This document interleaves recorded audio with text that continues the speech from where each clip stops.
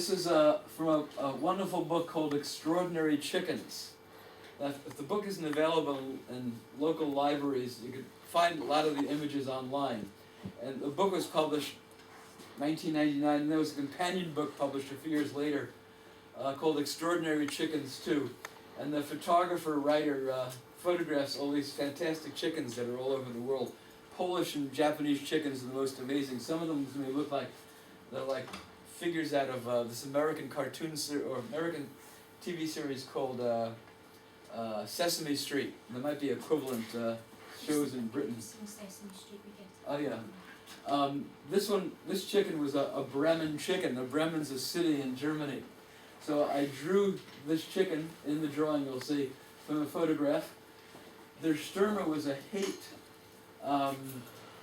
like tabloid newspaper. It existed solely to attack Jews during the Third Reich, during the Nazi era. And we have this like kind of ugly photograph of a Jewish man, also with a large nose and kind of sneering. It means the storm, I believe, in German. So I took that banner title of the newspaper you'll see in the drawing. Next image, please. The domes on these two synagogues, one in Berlin, one in Budapest, Hungary. Either the large one or one of the small ones here you'll see, and this one here from the one in Hungary. I drew in pen and ink. Next image, please. This guy was an itinerant, like pauper, a Jewish street musician photographed in Lithuania in the mid-1930s. I can almost guarantee certainly that he would not have survived the Holocaust. Photographed by a Jewish East European photographer who went around photographing Jewish communities in cities and countryside towns all over Eastern and Central Europe. This is a photograph when he was a boy of a Protestant Christian theologian and minister named Dietrich Bonhoeffer.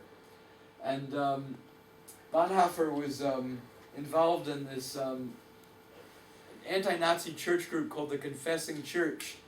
Now the mainstream Protestant and Catholic churches worked in tandem with the Nazi regime, which also means that they worked in tandem in murdering millions of people, the 10 million who died in the Holocaust, of whom 6 million, as Mr. Lynch mentioned, were Jewish. He was implicated in the second assassination plot against Adolf Hitler, which was in 1944, was arrested, was in a prison in Berlin for about a year, and in the last months of his life he was in one of the German concentration camps.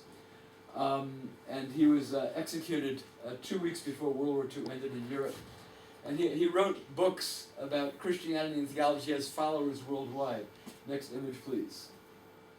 This is the drawing. A retired minister friend of mine who I had met in Seattle about 20 years ago has periodically come over to see new works when I would finish them. And I had called him up to come see this work, and had it in my apartment studio at the time, and I had it covered with a board or something, and then I pulled the cover off, and this minister, when he saw this, he gasped like so loudly and so long. I actually got nervous that he was going to have a heart attack or something from the shock. I had never done any Nazi imagery before, like insignia. So we had this Hitler figure with a swastika armband. In lieu of Hitler's head, I did the Stürmer you saw from the banner of this anti-Semitic Jewish hate newspaper from the Third Reich. It's called Hitler's Yo-Yo. Zisl, the street musician, that was the name of the musician, and Dietrich Bonhoeffer with honorary horns. And then after this friend calmed down, he exclaimed something like, "Akiva, Dietrich Bonhoeffer has followers worldwide. He's greatly revered. There's an international Dietrich Bonhoeffer Society." I said, "Look, I've given him the best honor I could give him. He wasn't involved in saving Jews.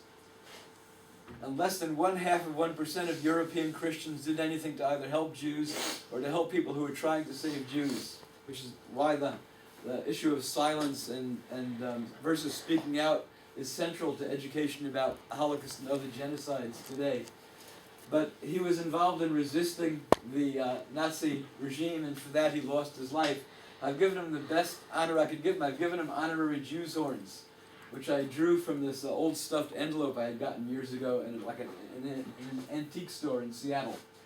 You notice this thing here, someone had given me years ago in a former art studio of mine. This it's like a toy, it's like a metal wire, and you can wear it around your head, so it looks like this arrow with feathers is coming out at one side and the other end out at the other side of your head. The yo-yo has 4 different things going on. There's the Bremen chicken. There's the street musician from Lithuania. We have a beer coaster from Nazi Germany and Austria that the folks going into a tavern, a pub in Nazi Germany and Austria would have set their beer glasses, their steins, whatever, on a coaster that had this depiction of a Jew. It says, whoever buys from a Jew is a traitor to his people, part of this anti-Semitic, whatever, hate propaganda that was pervasive all through Germany and Austria.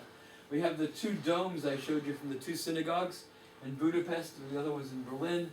This here is from, I copied and colorized from a black and white reproduction of a Vatican tract called a papal bull. The language is interesting. From around 1200 or so, it called on Christians at the time, this is pre-Protestant Reformation, to burn copies of a Jewish religious book called the Talmud, which is like interpretations of Torah, the Bible, which Christians call the Old Testament. So there you have it, Hitler's yo-yo, Zisl and Dietrich Bonhoeffer with honorary horns, along with the chicken. Next image, please. Thanks.